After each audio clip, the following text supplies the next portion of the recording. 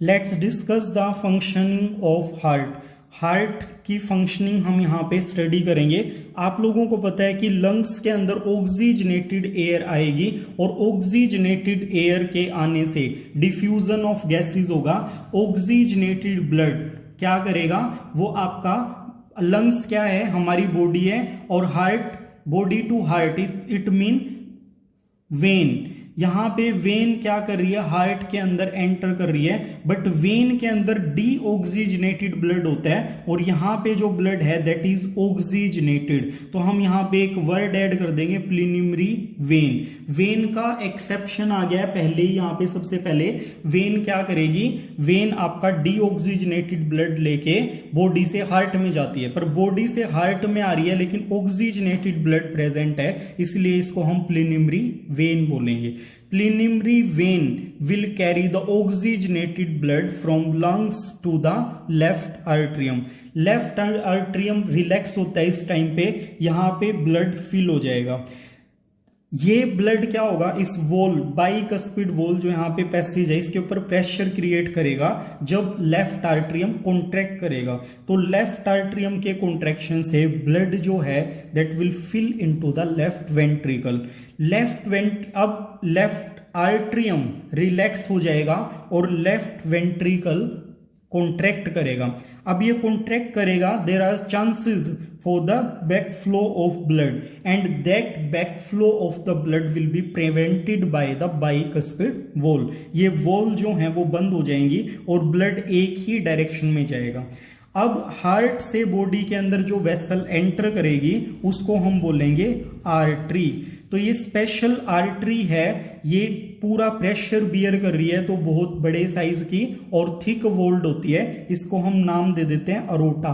तो अरोटा के through oxygenated blood पूरी बॉडी में सर्कुलेट हो जाएगा, पूरी बॉडी को ऑक्सीजनेटेड ब्लड की सप्लाई हो जाएगी। अब किसी भी बॉडी सेल का हम एग्जांपल ले लेते हैं, तो सेल के पास ये ब्लड जाएगा तो ऑक्सीजनेटेड, यहां पे क्या होगा, जो आर्टरीज हैं वो डिवाइड होके आपकी पतली जो फाइन ब्लड वेसल्स हैं, कैपिलरीज, वो बना देंगी।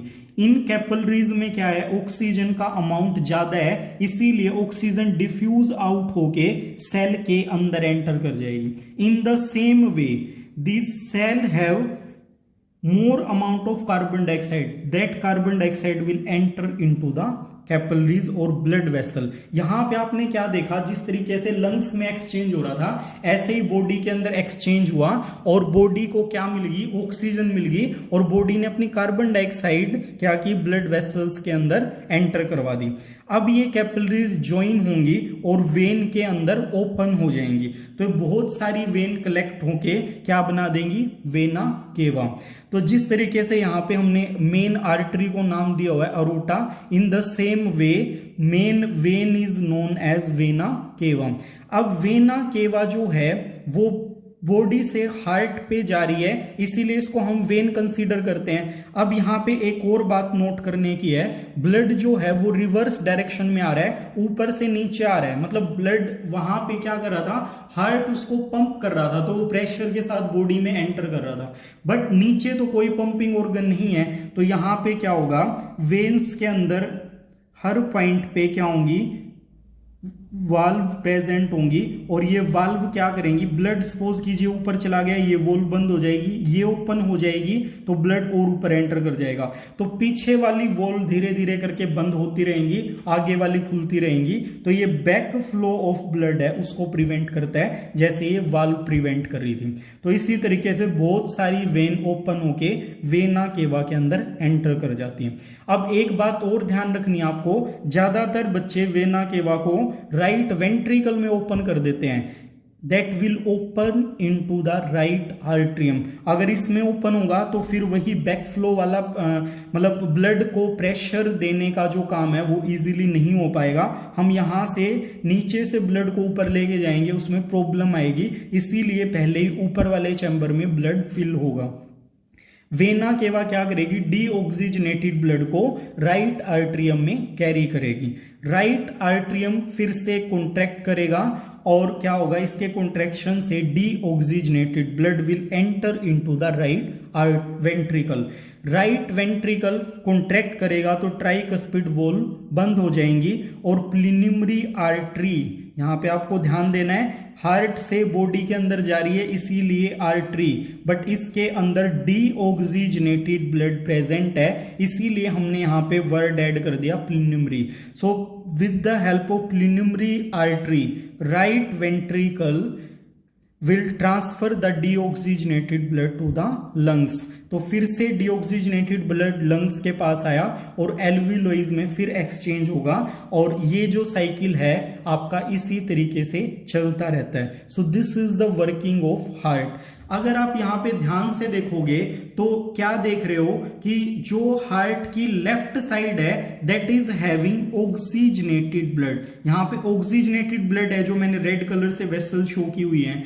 इसी तरीके से अगर आप राइट साइड पे जाओगे तो यहां पे क्या है, यहां पे आपका डीऑक्सीजनेटेड ब्लड प्रेजेंट है।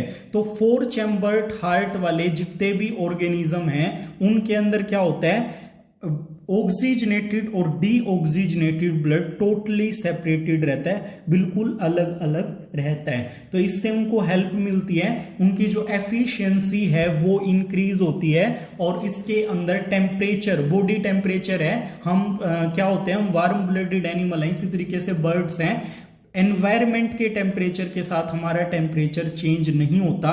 तो वो एफिशिएंसी है या वो जो प्रॉपर्टी है उसमें हमारा ये सेपरेशन है जो 4 चैम्बर्ड हार्ट वाला ऑक्सीजनेटेड और डीऑक्सीजनेटेड ब्लड का, ये हमें हेल्प प्रोवाइड करता है। तो 2 फंक्शन हो जाते हैं, एक एफिशिएंसी इंक्रीज होती है और एक बॉडी टेम्परेचर को मेंटेन करने में हमारी हेल्प करता है ये टोटल सेपरेशन। डबल सर्कुलेशन, अब यहां पे अगर आप ध्यान से देखोगे तो 2 सर्कुलेशन होते हैं। Let's discuss double circulation.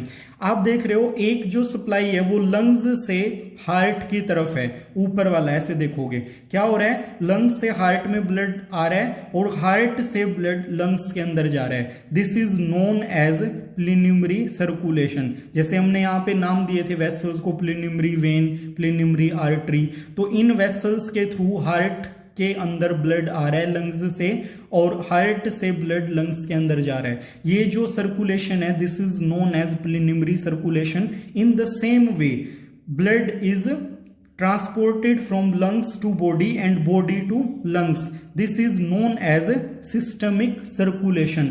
तो जो 4 चैम्बर्ड हार्ट वाले ऑर्गेनिज्म है उनके अंदर डबल सर्कुलेशन होता है, pulmonary circulation and systemic circulation. Most important question है ये बोर्ड का, बहुत बार